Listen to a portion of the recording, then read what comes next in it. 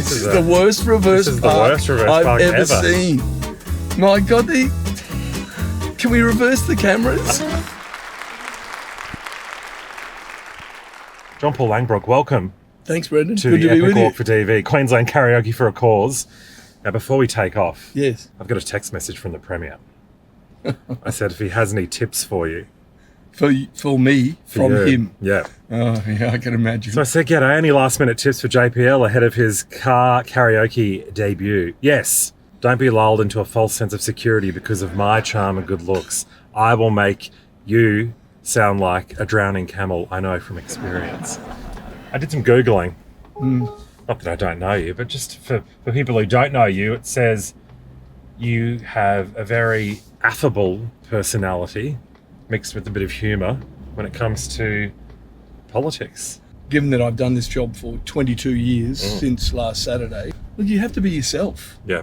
If you're going to try to concoct some facade about yourself, people will work that out. They'll see through it. It's partly to do, I think, with my old profession, being a dentist, which meant that I had to be a good communicator and make people feel relaxed. So, for example, I love to say to my colleagues and to other MPs who sometimes will say, oh, did you see the speech that I gave in the Parliament? I say, look, I think that most people are worried about their jobs and their mortgage and getting their kids to school, and they're not reading the Hansard. Yeah. Put it in perspective. You're sometimes immersed in this world where you think everyone's talking about what we are, and they're not. Now tell me, do you get any comedy tips from Kate? Of course, Kate Langbroek, the TV and radio personality. Do you ever turn to her for advice when it comes to, I don't know, trying to find that funny side of life? No, because whenever you're with Kate, you know, she's exactly as she comes across on screen.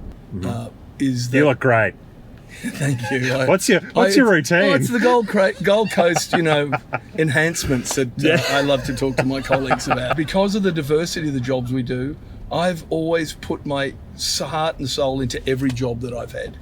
But in the last couple of terms, I did multiculturalism. And as someone who was born in Holland, another country, that was something that I really tried to work at, engaging with those multicultural communities, because they're up to 30% of our population. Because they get here, and you can understand it's completely different, just as it was when I first went overseas. Culture shock. Yeah. And so now to be the minister, I've really tried to show in that portfolio through attending launches as well as performances, and then making sure that we're getting arts into the regions, especially with 2032 coming up. That's one of the things about being 22 years. You meet people, you think to yourself, 22 years, I'll meet young reporters, and they just think you're a dinosaur. How did you get an interest in politics? It's this microcosm of ideas and egos, and it's great. It's like, well, some people have said it's Hollywood for ugly people. You're, of course, an exception to that. Thank you. You know me. You planned it for today. I'm a journo, trust me. Well, I just love having younger people around in my office.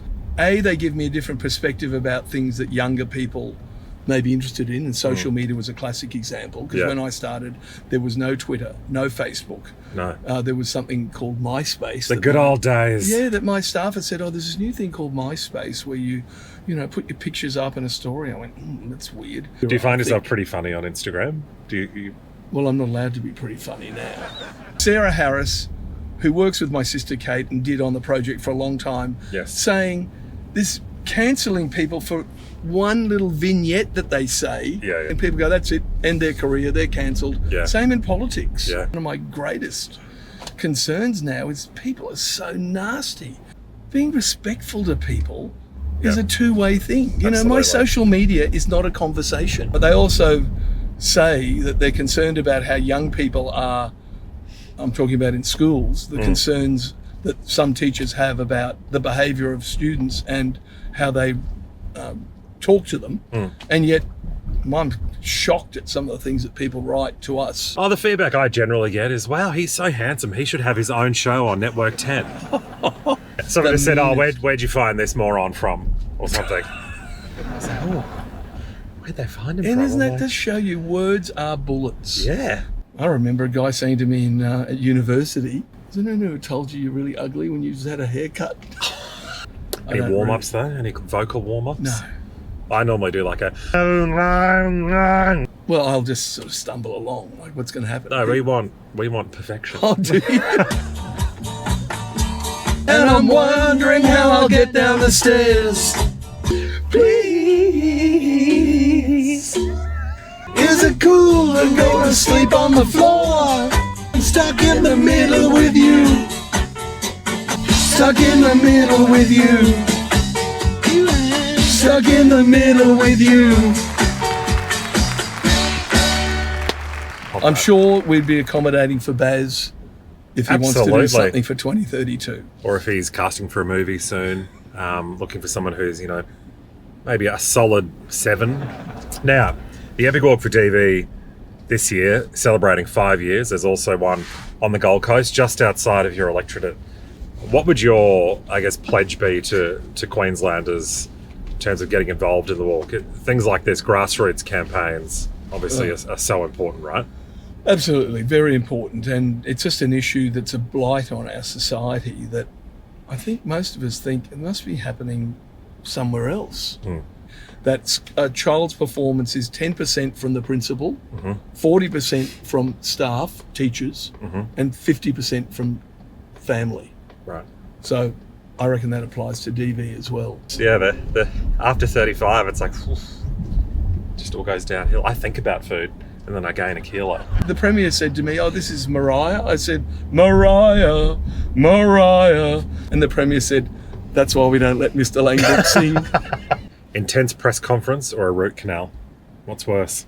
Right. You feel for the patient when you know it hasn't gone well, whereas with an intense press conference, it can lead to your own demise. Coffee order? A lactose-free flat white. Favourite cocktail? Margarita. Best restaurant on the Gold Coast? Social eating house at Broadbeach.